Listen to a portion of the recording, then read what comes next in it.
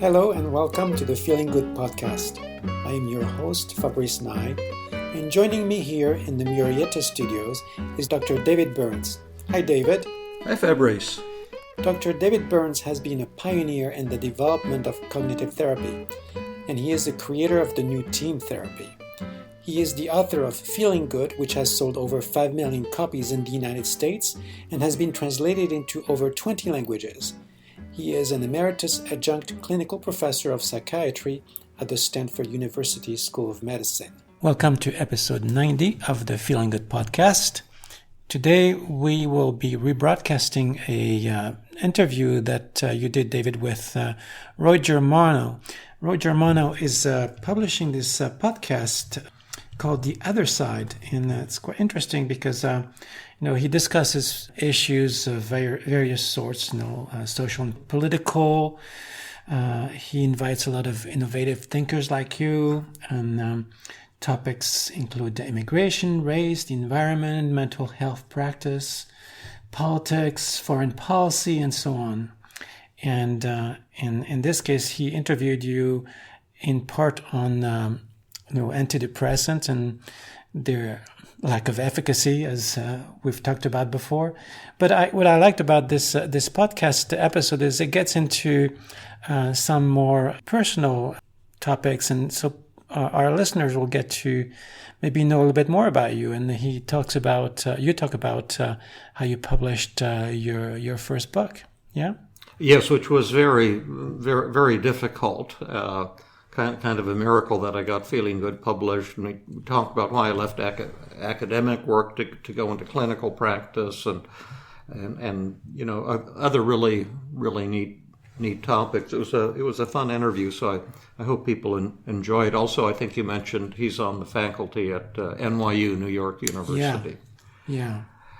I'm getting a lot of publicity here, but you, Fabrice, are developing quite a fan base too. I get emails almost every day saying how awesome Fabrice is and that type of thing. And so I thought I'd give you a little bit of a shout out here. Thank you. Because you have this isn't your full-time career by a long shot doing these Feeling Good podcasts, mine either. And in your other incarnation, you're we're moonlighting here. Yeah, right. A clinical psychologist practicing in Redwood City using team therapy, combining tremendous compassion with tremendous skill and intelligence. You've all heard on the podcast. So if any of you are looking, or if you're here in California area, Northern California, looking for a fabulous therapist, just Google Fabrice and I, N-Y-E. Thank you so much. So without further ado, we're going to be listening to your interview with Roy Germano. All right.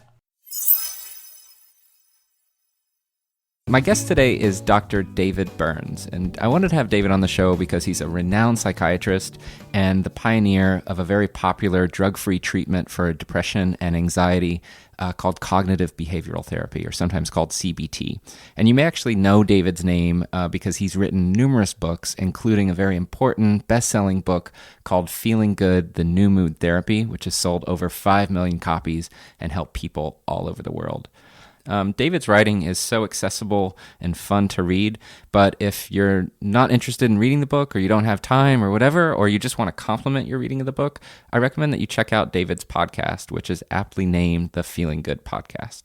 But throughout this conversation today, we're going to talk about David's approach to psychotherapy through the story of how he actually wrote his best-selling book, Feeling Good, which came out in the early 1980s. So without further ado, here is my guest, David Byrne.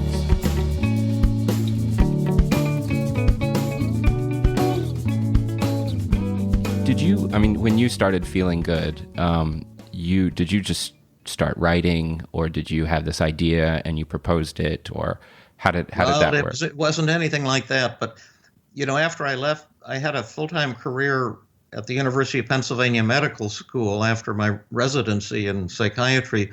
I had a grant to develop a serotonin research laboratory at the medical school because of this so-called chemical imbalance theory about depression. people used to believe, and some still believe, but it's really not a valid theory, that depression is due to a chemical imbalance in the brain, like a deficiency of brain serotonin, which is one of the chemical transmitter substances in the brain. But it's actually unlikely that that's a cause of depression. And I had gotten so tired of giving patients pills, and not seeing them, go from depression to where they'd wake up and say it's great to be alive. I wasn't seeing the kind of results that the drug companies were advertising. And then I heard about cognitive therapy, which is a new drug-free way to treat depression that Aaron Beck had pioneered there at the University of Pennsylvania Medical School as well. And I started going to his weekly seminars and started seeing fantastic changes in patients that I had been stuck with for months and months. And I got excited and decided this is what I want to do with my life. And I gave up my position at the university, and I sent the grant money back to the federal government. And, the cognitive therapy was based on the idea that your thoughts cause depression. And just for readers who may not be familiar with this idea, it goes back, at least 2,000 years to the Greek philosophers like Epictetus, who said people are disturbed not by things, not by events, not by what's happening to us, but by our thoughts about what's happening to us. So it's not a new idea at all. But when you're depressed, you tell yourself things like I'm a loser, and I'm kind of worthless, and my problems can't be solved, and I'm kind of hopeless, and that type of thing. And Beck was saying that these thoughts are also distorted. They're not even valid thoughts. You're involved in, like all or nothing thinking, looking at things in black and white. You're involved in self-blame, discounting the positive, filtering out positives, hidden should statements, overgeneralization. You generalize from an upsetting event to a never-ending pattern of defeat. You think, well, Lisa rejected me. All women will reject me. I'm unlovable. I'm worthless. That type of thing. And that patients could be trained to challenge these distortions and to change their thinking patterns. And at first, I didn't think it would work. It just sounded like a lot of baloney. And then it really was helpful to patients, and that's how I got into it. But the way the book came about, Feeling Good, is... Before we get to the book, actually, yeah. Something you said earlier kind of hit me. You mentioned that you had some grant money, and you sent it back to the government. I mean, how much money did you have? Well, I don't remember what the dollar amount, but I had enough for a 5-year grant that was going to support my full-time salary on the faculty at the medical school in the Department of Psychiatry, plus funding to create the laboratory to do the research. And I didn't want to do it. My heart wasn't in it, because I knew the theory wasn't a valid theory, and I didn't want to. I was getting awards. I won the world's top award for an investigator under 35 years of age doing brain research when I was still a psychiatric resident. But I knew that it wasn't a true theory, that wasn't the cause of depression. And I knew very well that the antidepressants didn't work very well. And now, finally, 30, 40 years later, research has come out showing that the chemicals called antidepressants are not, in fact, very effective. They're barely better than placebos, if at all. But I could see that way back in the mid-1970s, and I was just looking for something that would heal my patients.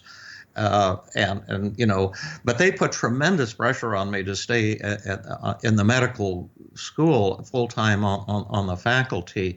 But my heart was just telling me, David, you don't want to spend your life like this. It doesn't make any difference if you're getting grants and awards if what you're doing is never going to be relevant. And also, I had always wanted to heal people, to see people go from despair to joy. That I'm addicted to seeing that happen. It's fantastic for the patient, and it's fantastic for the therapist. And I wanted to find treatment methods that I could use with my patients, so I could help them make that transformation from a life of misery and worthlessness and hopelessness and self-hatred and suicidal urges to a life of joy and intimacy and optimism and self-esteem. And that was at Penn that you... Yeah, it was at University of Pennsylvania. And when I first learned about cognitive therapy, there were only a handful of us in the world, 5 or 10 people, I think, who were doing it. Beck had created it. And he had a weekly seminar, and I think 5 or 6 of us went to the weekly seminar. That we were about all there was in the world of cognitive therapists for the most part. And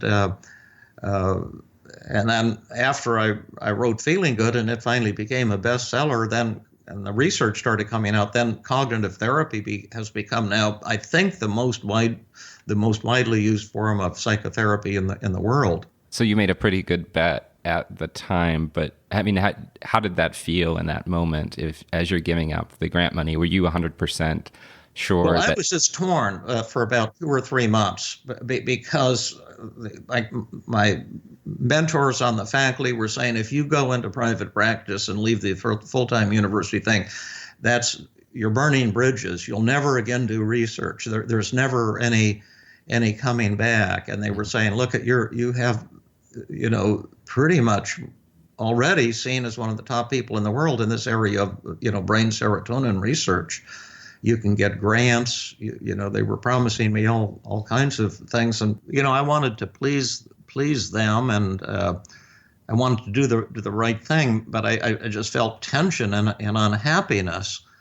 I think people who aren't in academia might not completely appreciate the move that you made there. I mean, academia is such a closed world, and there's these certain rules, in terms of how you're publishing and kind of maintaining a coherent academic career, a career that looks like it makes sense in a way in terms of the research you're doing and the grants you're applying for. So it seems like you were sort of in this world that a lot of people see as the dream. Was it tenure track or tenure? Yeah, yeah, it was a tenure track. Yeah.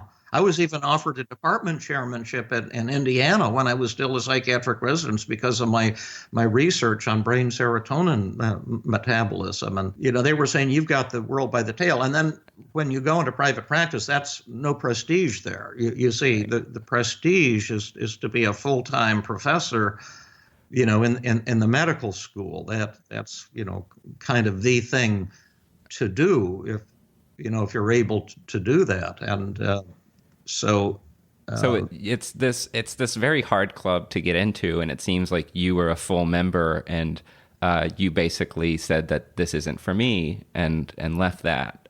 Yeah. And there's, I think, some social pressures that come along with that. I mean, you were mentioning your colleagues saying that there's no coming back, and it's almost like in the Matrix, if you take the pill, you're out forever. And so you stepped out, and then you start private practice, and it was exciting, but I mean, were you able to make any money? Was it scary? Well, when the day I decided to do it, it was like one of the greatest days of my life.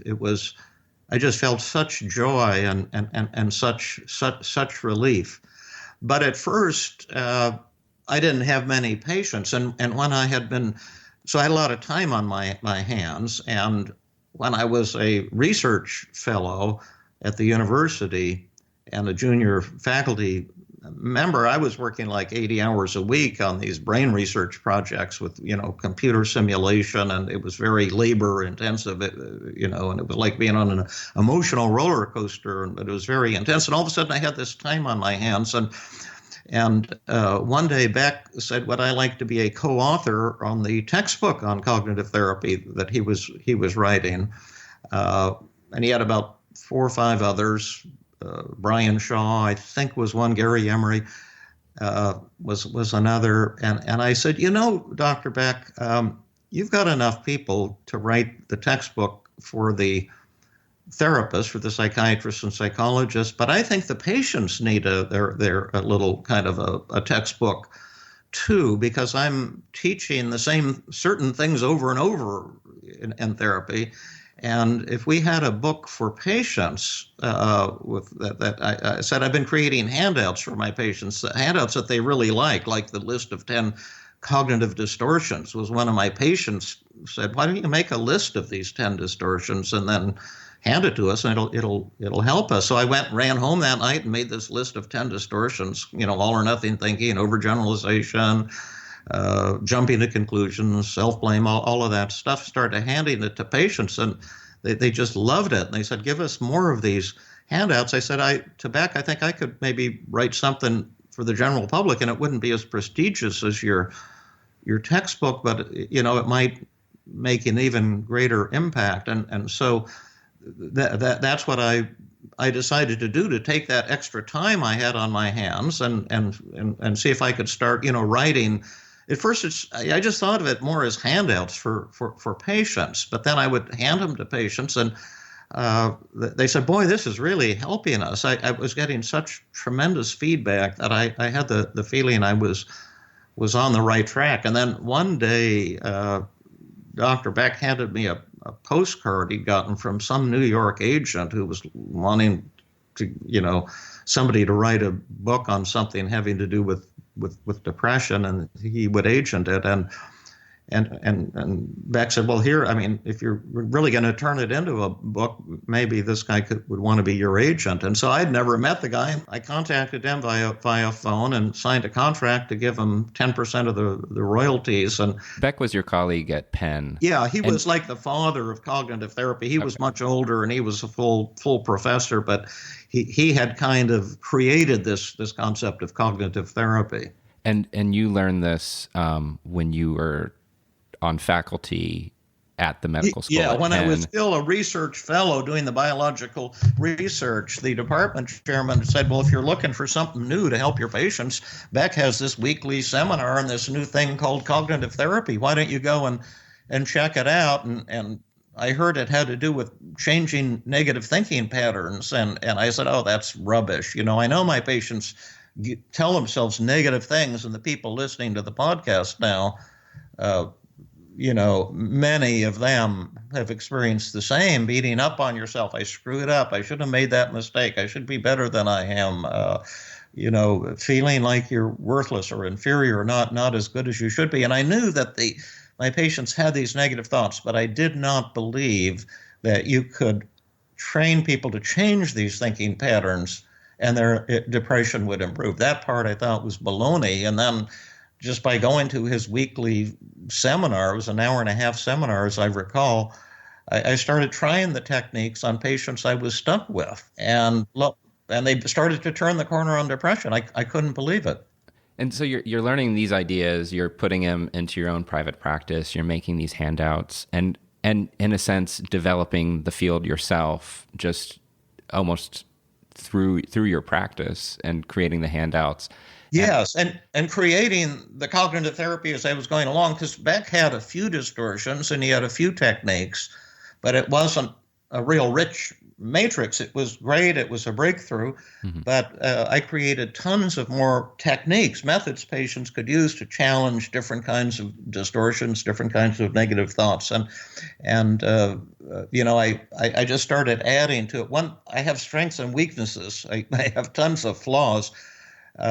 But one of my strengths has been creativity, and I could just create new techniques, even, several in a single therapy session, like, the downward arrow technique and Beck had like examine the evidence, but the hidden emotion technique and all, externalization of voices and acceptance paradox and paradoxical double standard technique. A lot of techniques would just come flowing out of my mind while I was treating patients. If the techniques that I was using weren't working, I'd create new techniques until I found the one that helped that patient suddenly crush the negative thoughts and, get catapulted into a feeling of joy. Mm-hmm. But at any rate, this agent was not effective. And 6 months went by. He told me to write a complete draft of the book. The entire book. Yeah, just write probably it. A mistake. And okay. And I wrote it in my kind of academic type style. Did you outline it? How extensively were you, planning this thing out, or was it just sort of on the fly? Like, these are some techniques that I have, and I'm just going to get it all out. How was that process initially for you? Well, the way it worked, I had a patient who had written a couple of books. He was a bartender, but he had published a couple of books on archaeology. He had actually been a co-author with that other fellow I mentioned, Gene DeQuilly, who was a psychiatrist, but he also had a PhD in anthropology, I guess, I think anthropology. And this fellow was a bartender, and he'd written 2 books with Gene DeQuilly that became quite popular academically on anthropology. And one day, I was telling him, I'm thinking of putting all these handouts together as a book. How do you write a book? And he said, oh, it's simple. All you do, you just outline the chapters, so you'll have say 8 chapters, so you can give them a name, and then go to the first chapter and outline that, and then the second chapter and outline that type of thing, and then fill in your outline. I said, oh, is that all you have to do? Right. He said, that's all you have to do. I said, oh, I think maybe I could do that. And so I got this draft, but it was clumsily written. It was called Mood Therapy, which is kind of a boring name. It's called Mood Therapy, the New Approach to Feeling Good. That was the working title. So this agent in New York, he gave it to about 6 publishers, and they totally ignored it. Mm-hmm. And, they wouldn't even send me a rejection letter. It was below the rejectable level. I figured just sitting on the floor in somebody's office. And then I had another patient who did book reviews on the radio.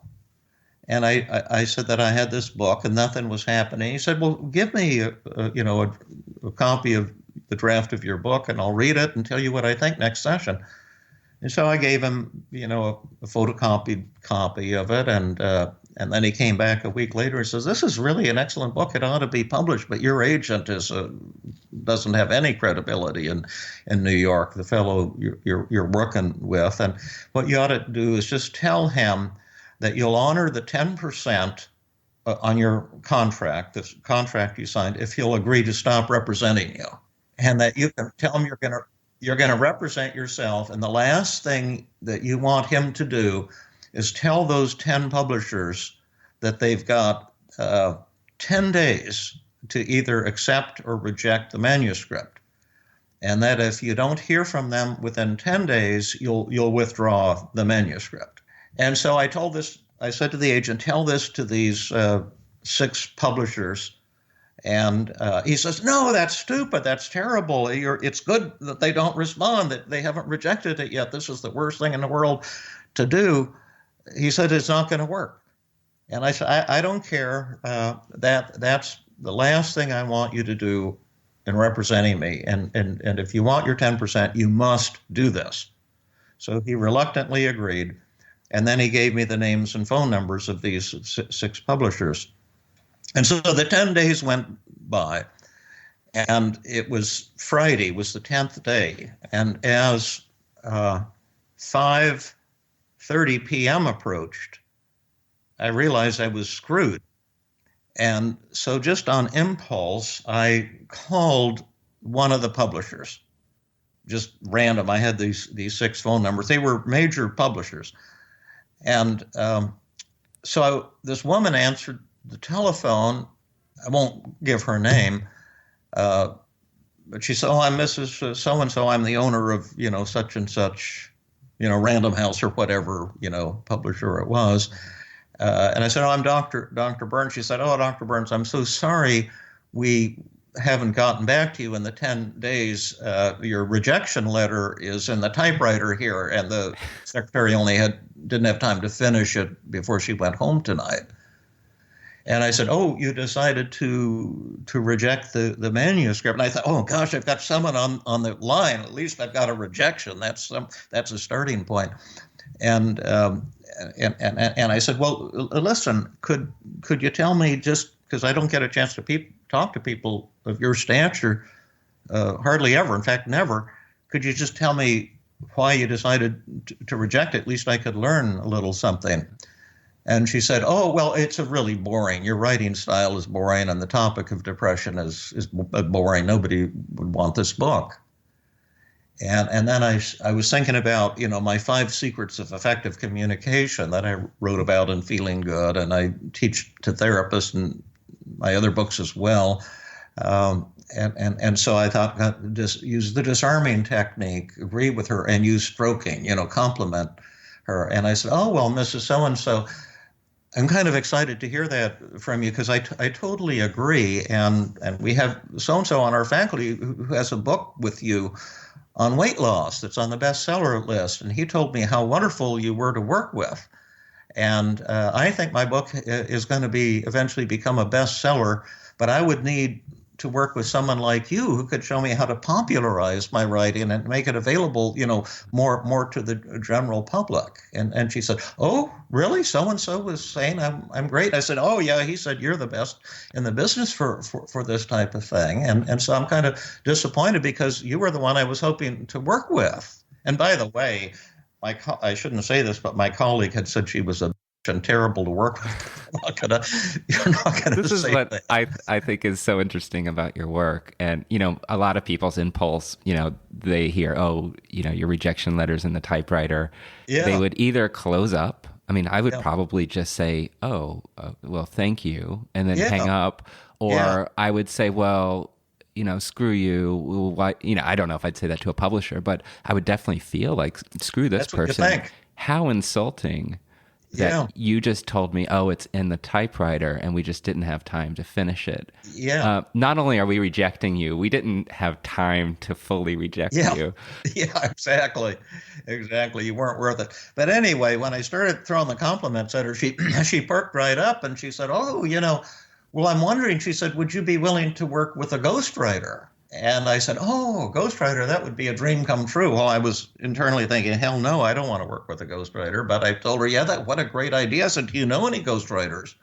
And she said, oh, we've got the best in the business. And she said, if I tell you what, I'll have the top ghostwriter in New York call you over the weekend, and then you can come up to New York on Monday, and I'll give you a check for $10,000 to publish this book.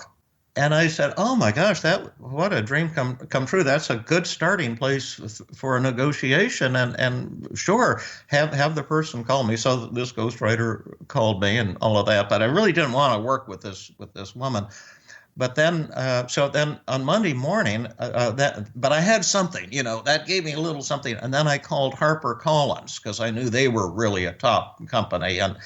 And I called there, and all I could get was the secretary. And I said, oh, this is Dr. Burns. And, I'd given you 10 days to reject or accept my book or give me some feedback, and I didn't hear from you, and I'm assuming you don't want it. But I just want to let you know I'm withdrawing the manuscript, and you don't need to worry because I have a publisher, one of your competitors. And so, I just want to get the manuscript back. And the secretary says, well, wait a minute. Don't you hang up on me. Our top editor is right here a few feet from me, and she wants to talk to you.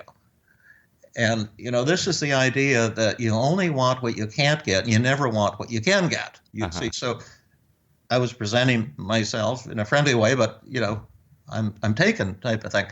And she said, got on the phone, and she said, who is going to publish your book? It must be a small academic publisher. And I said, no, it's one of your competitors. And she said, well, who? I want to know who. I said, well, it's confidential. I'm not allowed to say, but it's a major New York publisher and one of your competitors. And she said, how much are they offering? And I said, they're offering $10,000 advance. And she said, that's ridiculous. Don't you accept that? We're offering $25,000. Just like, by the way, what's the name of your book? She'd never even seen the book. And I said, oh, it's about depression. It's called mood therapy. And she said, well, we want you to come up to New York tomorrow. We're gonna, give you $25,000 and publish that book. I said, oh, well, that's great. Let me get back to you. And then I called the one I wanted to work with, who was Maria Guarnaschelli at William Morrow and Company, because my agent had said she's the best of the group. She would know how to make your book a bestseller. And so I called Maria, and I said the same thing. I said, Maria, listen, so-and-so, my agent said you were so fantastic, but there's actually a bidding war for the book, and since you didn't get back to me within 10 days, I'm assuming you didn't want it. I'm just calling to get the manuscript back. And she says, there's a bidding war. Who's bidding? And I said, well, one of the women who's bidding is so-and-so from HarperCollins, the woman you worked with before you came over here to William Morrow. And she said, well, she's not going to outbid me on this book. She says, I'm going to publish your book. And again, I don't think she'd looked at it either. And she said, I tell you what, I want to make what's called a preemptive bid. How much money would we have to pay you to get you to agree not to accept any other bids? And I said, well, and I didn't know what I was doing. I just said, well, $35,000. And she said, well, I'll go talk to the president of the company. You stay on the phone. I'll be back within 1 minute. And then she came back and she said, that's a done deal. You come up to New York tomorrow and we'll talk about, publishing your book. So that's the story of how it got published. Did that all happen in the course of a day, or was that? Well, so the first thing with that woman at that first publishing company was Friday afternoon, and then all the rest of this happened Monday morning. Once they got the idea that somebody wanted the book, then, excuse me, I just bumped against something. Then everybody suddenly wanted it, and that was the first glimpse I had at how kind of irrational the New York publishing business is. That it's not very, very, very scientific. Wow. I mean, I think a lot of people wouldn't have called in the first place. And then there's also, I think, this, I don't know if it's a rule or unwritten rule, but you were essentially representing yourself at this stage. And anybody that I know that publishes a book on a non-academic press says, oh, you have to have an agent first. But well, I had an agent, right. But it's just that he just didn't know how to get the job done. So, but after that, I eventually bought out the agent, and I've represented myself on books ever since. But that was just the first phase of the thing. And then when I went up to New York, to get half of the advance, and that probably $35,000 doesn't seem like a lot of money now, but this was 1977, and I was poor as a church mouse and seemed like a fortune to my wife and me. And then I went up to New York, and Maria was great. She's really, really a neat and powerful lady, but she talked in all this New York way. Oh, yes, dear, we're going to make this a bestseller. This is so wonderful. But she said, the only thing is that your writing sucks. And she said, this is just a terribly boring book. And I said, well, can you teach me how to write differently? How should it sound? And she said, well, look at this sentence you've got, about depression and how serious it is and how these cognitive distortions. And she says, people don't understand terms like cognitive distortions and all these big words that you learned at Amherst College. She says, you have to learn how to talk to people at the, fourth or fifth grade level in simple language. So she said, say things like this, say to the reader, I know, if you're depressed, it's the worst feeling in the world, and you may even, wish you could die so you don't have to commit suicide. And you're giving yourself all of these messages that you think are true, that you're worthless, that you're unlovable, that you're a failure, that you're no good. But I've got some good news for you. You believe those things as strongly as you believe the fact that there's skin on your hands. But in reality, you're fooling yourself. And I'm going to show you how to stop fooling yourself and to transform your life from depression to joy. And that's it's going to be the greatest experience of your life. She said, talk to people like that. And I said, man, that makes so much sense. And then she said, okay, that's about all I've got time for. Go, here's your check for half of the advance. Go home now to Philadelphia and write a #1 best-selling book. And I got on the train home and I started feeling horrible. And I said, David, why are you feeling horrible? Look at your negative thoughts. What are you telling yourself? And I had the thought, well, Maria wants me to write a bestseller, but I don't know how to write a bestseller. And I went home and I had writer's block for 10 days. I couldn't get a sentence out. And then I decided, I said, do what you tell your patients to do. Write these thoughts down on a piece of paper. See what are the negative thoughts that are hanging you up. And so I wrote down exactly that thought. Maria expects me to write a #1 bestseller, and I don't know how to do that. And then I said, well, how could I talk back to that thought? And then I said, well, why don't I just tell myself it's not my job to write a bestseller, and I don't have to write a bestseller. All I need to do is redo the book and in the same voice I use when I talk to patients. Just make it a natural, warm voice and share my ideas with people who will be like my patients in the general public.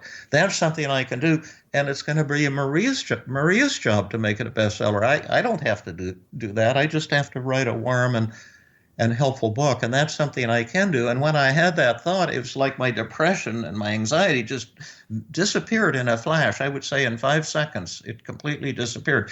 And before that, I hadn't been able to jog. I was so down, I couldn't even run more than a block or two without getting exhausted, and I'd have to walk. And it's like my whole body changed, and I went out and I ran 8 miles at high speed through the neighborhood. I felt like a deer running in the forest. How did you come to that conclusion that that's the kind of book you should write? Because, you could have... How did you separate maybe what other people thought that you should do versus what you thought was the best approach? Does that make sense? Well, yes. I mean, that's what happens when you break out of depression or anxiety. You take on a new perspective, and for everyone, everyone's journey to enlightenment will be a slightly different path. That's why I created so many different techniques that I included in Feeling Good, and dozens and dozens of techniques I've created since that book was published. But I think from my point of view, I saw that I was involved in, thinking I had to please someone else. It was like a hidden should statement. I should write a bestseller, and it was kind of like a feeling of acceptance, that, to accept who I was and what I could do, and stop telling myself I should be something other than what I was. I should be bigger and better than, French fries or something like that. And just to, it's kind of, I think recovery from depression and anxiety often involves the death of the ego. And I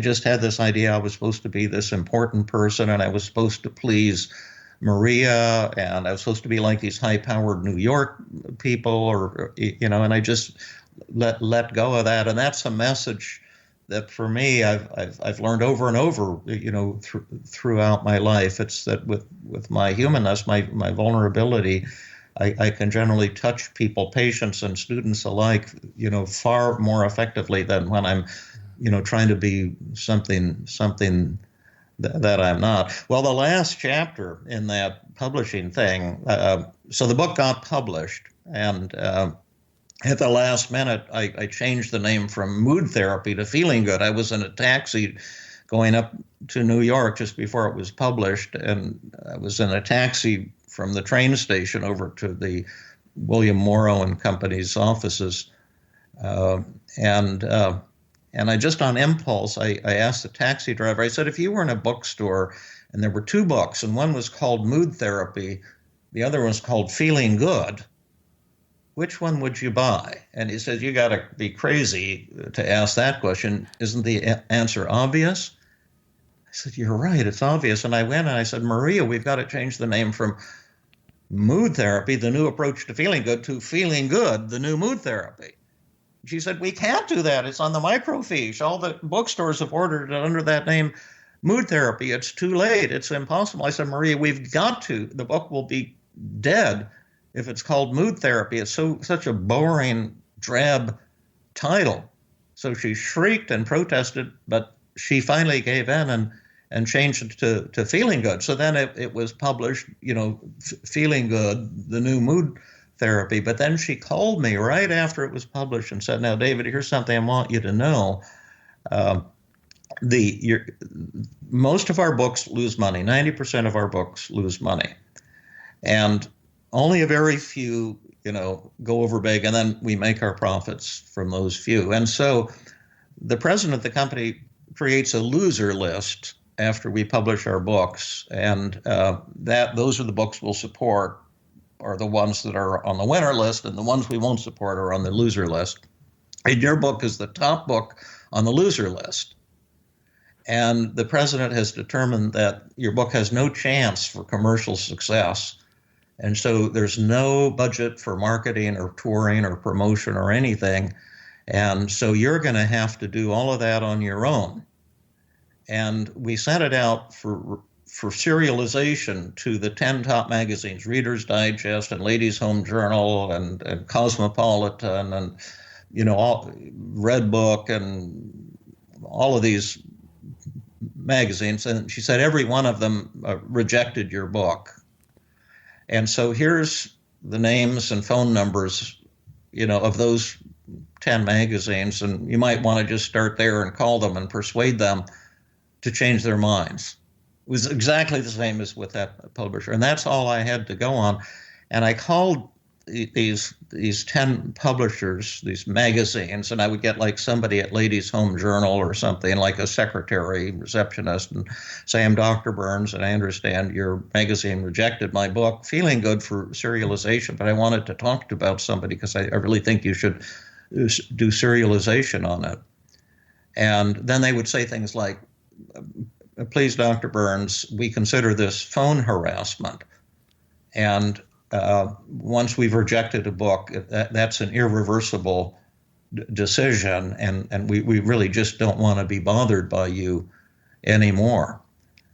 And every one of the 10 magazines gave me a message like that, and I remember going home and jogging home from the train station and thinking, I'm a loser.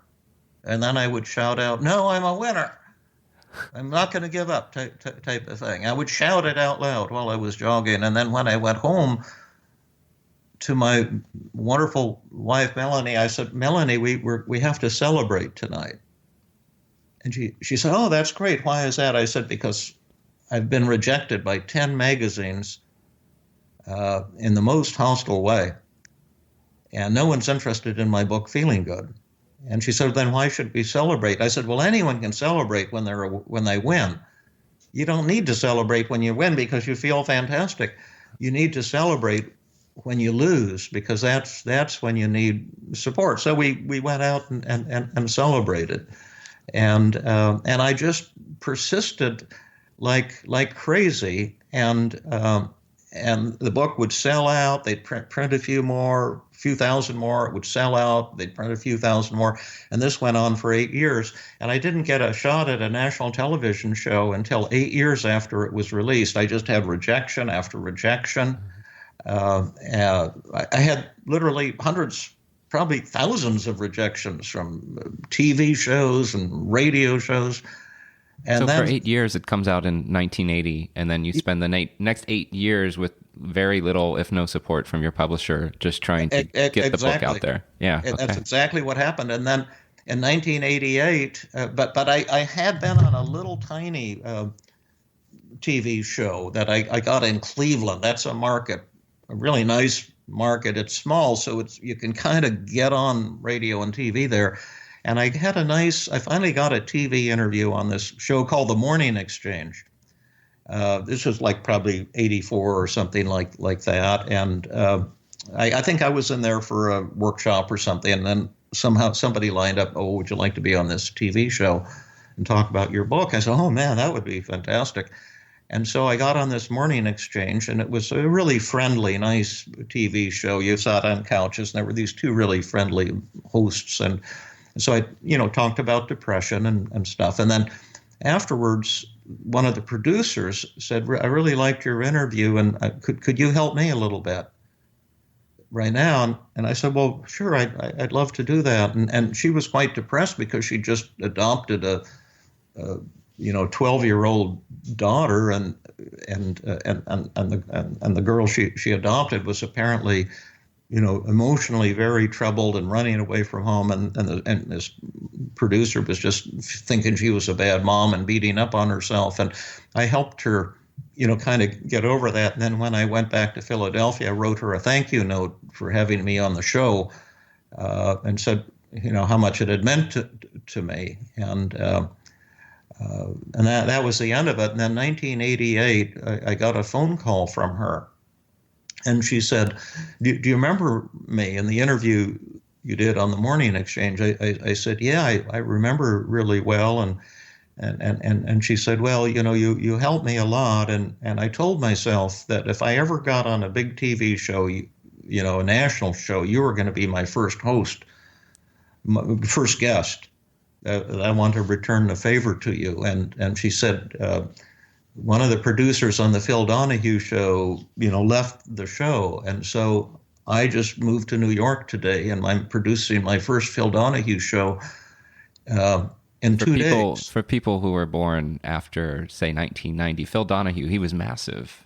He was he was the biggest thing on television. Like the Oprah, then she became the biggest thing after him. But it was like syndicated into 257 major television markets. I mean, it was shown everywhere in the United States. And she said, if you can be here and day after tomorrow, I'll give you the full hour on the Phil Donahue show. And I couldn't believe my ears. I said, boy, I will be there. And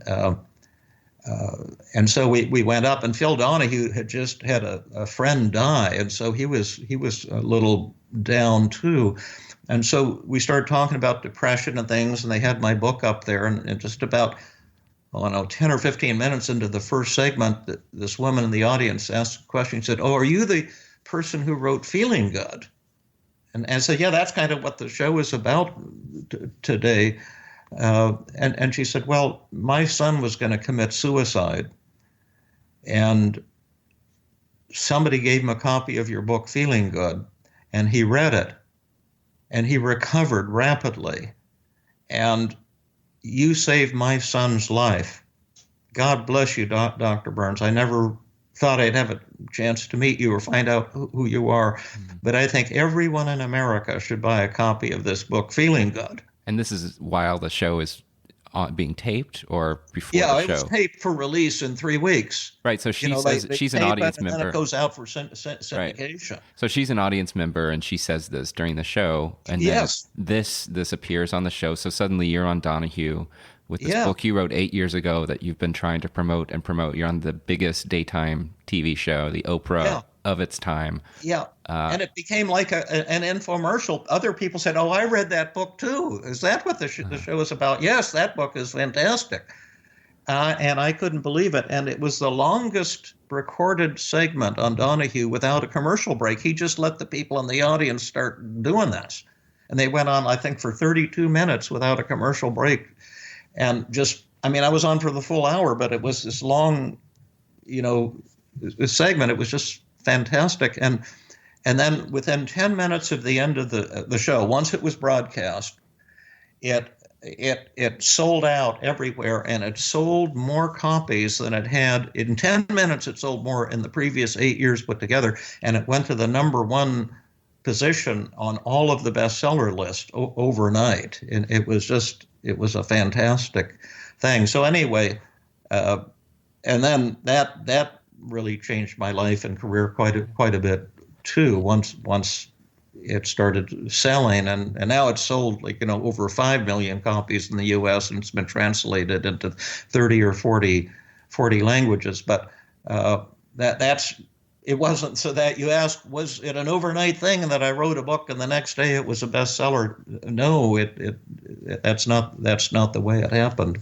And this is, I want to take a few minutes at least to talk about some of the ideas that come through in your books. And I think this is the difference. I said before, I love how you called the publisher, and instead of saying screw you or hanging up, you engaged in these techniques, or instead of, when they said your writing sucks or you got a rejection, instead of taking that and internalizing that and convincing yourself that you did suck and then giving up, you thought about it differently. And that's where a lot of your work, sort of the message from a lot of your work, is that our thoughts are driving depression. And I assume you would disagree with the idea that things like depression and anxiety are diseases. Is that accurate? Well, yes, there are some real brain diseases like schizophrenia, where people are hallucinating and having delusions and paranoia. That's a true brain disease, but most of what is in what the psychiatrists call the Diagnostic and Statistical Manual of Mental Disorders, DSM-5 is what it is now. They're just taking human suffering, like we all get anxious, we all worry about things, we all get kind of down and discouraged and depressed sometime, and try to turn it into brain disorders that you could have or not have. So, for example, if you're depressed, most days, significantly depressed for 14 days, that's called, on the 14th day, you have what's called a major depressive episode, which is a part of major depressive disorder. As if there's such a thing, but there isn't, to my way of thinking. On midnight of the 14th day, you develop a brain disease you didn't have 5 minutes earlier. It's screwy.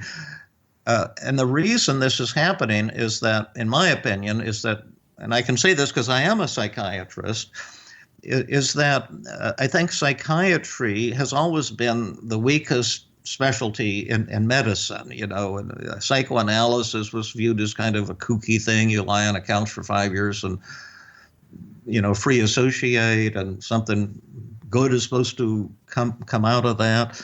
And so now psychiatrists are trying to be more like medical doctors, to where they can assign brain diseases to people. Say, oh, you're not shy, you have a brain disease called social anxiety disorder. And then they can treat it with a pill. Generally, they'd be using an antidepressant.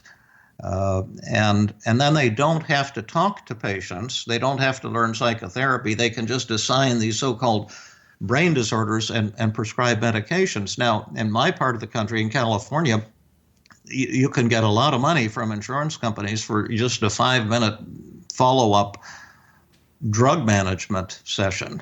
And you can have, 10 of those in an hour easily, and be making, 10 times as much as you would make in that hour if you were doing an hour of psychotherapy. So there's financial motives that drive this, and kind of political motives.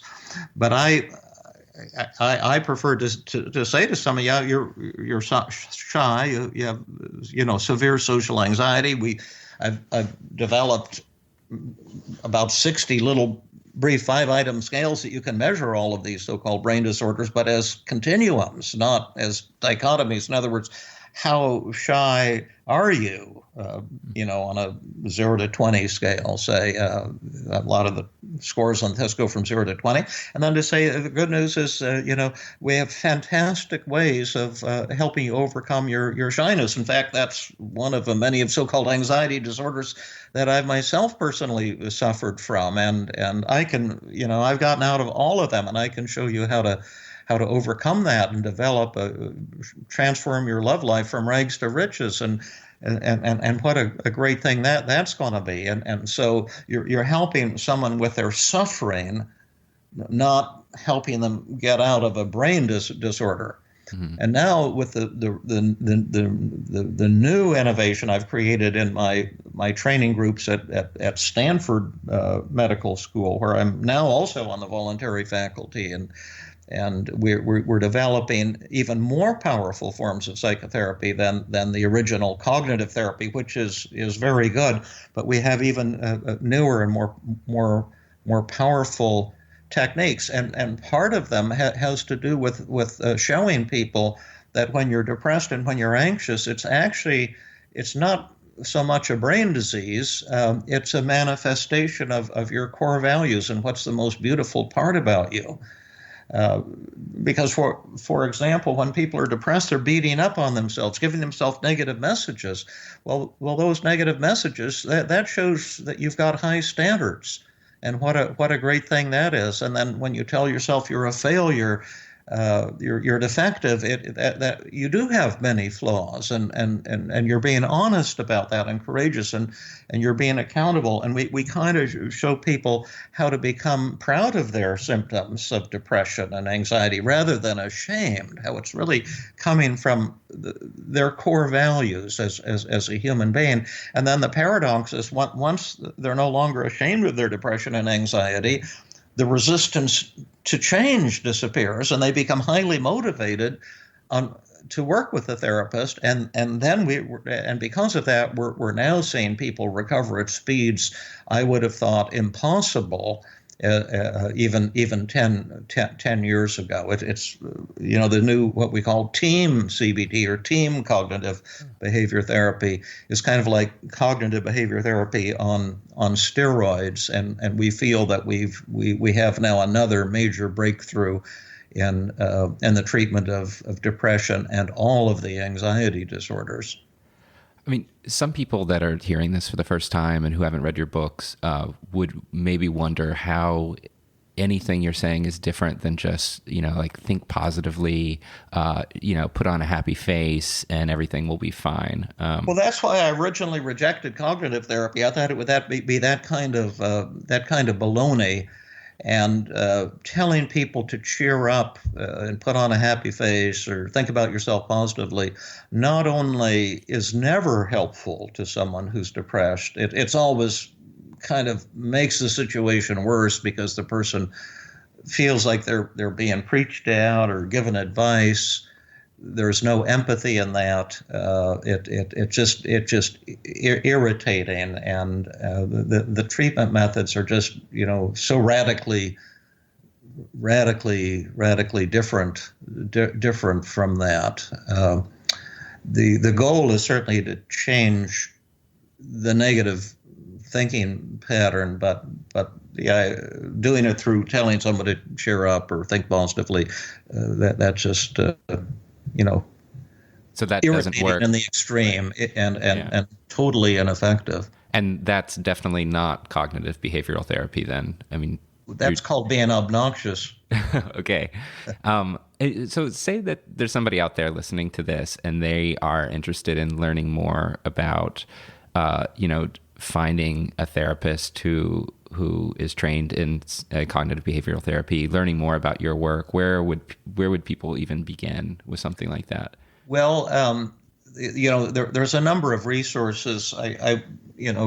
First of all, Feeling Good is still out there and available as a mass market paperback, and research has shown that 2/3 of people who are depressed, if you give them a copy of my book, Feeling Good, within 4 weeks, they'll be symptom-free or so much improved that they won't need therapy. So that's certainly a resource. A second one is to go to my website, www.feelinggood.com. Feeling Good is one word with 2 G's in the middle, and I have a lot of resources there for therapists and for the general public. I like, my weekly free of charge Feeling Good podcasts.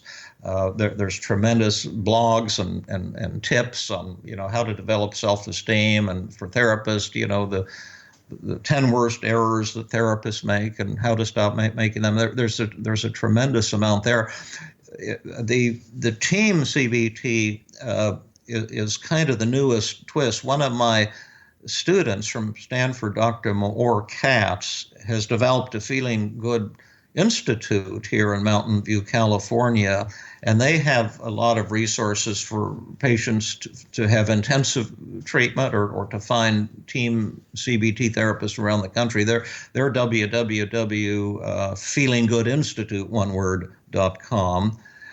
That's another resource, or someone can just go to Google and Google, cognitive therapist in my area, or I don't know what the words you put into Google, but there are certified cognitive therapists now all over the United States and all over the world. The team CBT, there's fewer of them because it's something new that we've just started, but those are a few resources that people could use kind of as a starting point, I would think. And just before we wrap up, we talked about cognitive behavioral therapy. What's cognitive interpersonal therapy? Well, that I described in another book I've written called Feeling Good Together.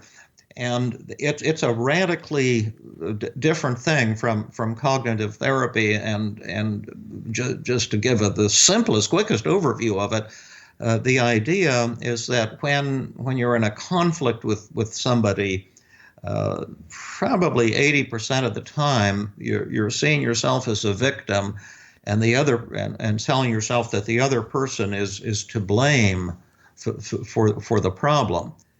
And the message of my book, Feeling Good Together, is the real problem is not that the other person is to blame, but rather the fact that you're blaming them. That the act of blaming someone is the cause of 80% of relationship problems. The other 20% of the time you're blaming yourself for the problem. But whether you blame yourself and get depressed or blame the other person and get angry, either way, it's not going to be productive. And so the book Feeling Good Together has some powerful techniques like the disarming technique, the 5 secrets of effective communication, that you can use to quickly turn around almost any kind of conflict with somebody. But also the book is all about motivation. And the fact that humans are kind of motivated to want to be angry and to have conflict with other people, and that before you can use any of these techniques, you have to decide, first of all, do I really want to get close to this person that I'm at odds with? And often the answer to that is no. Mm-hmm. And then the second question is, if you do want to get closer and develop a more loving relationship with that person, are you willing to stop blaming them and to pinpoint your own role in the problem and focus all of your energies on changing yourself rather than trying to change the other person? And that involves the death of the ego, a different death of the ego than the one that's involved in recovery from depression. We could do that maybe for a future podcast, talk all about the interpersonal model and blame and why, because those are very exciting themes as well, but totally different from the work on depression.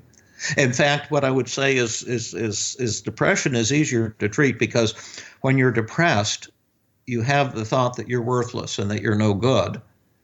And in recovery, you discover that you were wrong and that it's not true that you're worthless and no good. And the discovery, you're far better than what you thought. It's the greatest discovery in the world.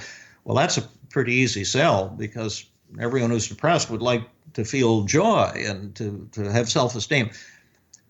Interpersonal conflict is much more difficult sell because the problem in interpersonal conflict is you think that you are good. You feel morally superior to that person you're ticked off at, your brother, your sister, your spouse, your neighbor, and you're just certain that it's their fault and that you're right and they're wrong. And in recovery, you discover you're far worse than what you thought, and that you're actually creating your own interpersonal reality. And while that insight is unbelievably liberating, it can also be extremely shocking and painful too to make that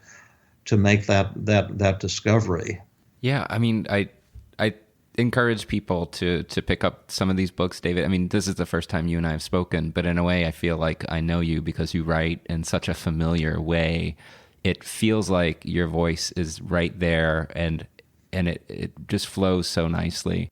And I just want to thank you so much for taking the time to be on the show today. Your work has impacted many millions of people, and I hope that this little discussion we've had introduces maybe a few hundred or 1,000 or hopefully millions more to the amazing work that you've done. So thanks a lot for joining me today, and I really, really appreciate it, David. Thanks a lot. Thank you so much. It's been fun and it's been an honor. So hopefully we'll go into chapter 2 before too long. This has been another episode of the Feeling Good podcast.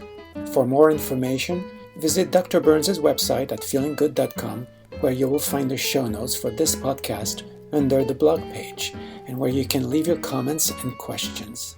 The website has an abundance of resources for therapists as well as non-therapists, including books, workshops, a list of online training groups around the world, and much more. Theme music is Gypsy Jazz in Paris, 1935, composed and performed by Brett Van Donsel. I am your host, Fabrice and I invite you to join us next time for another episode of the Feeling Good podcast.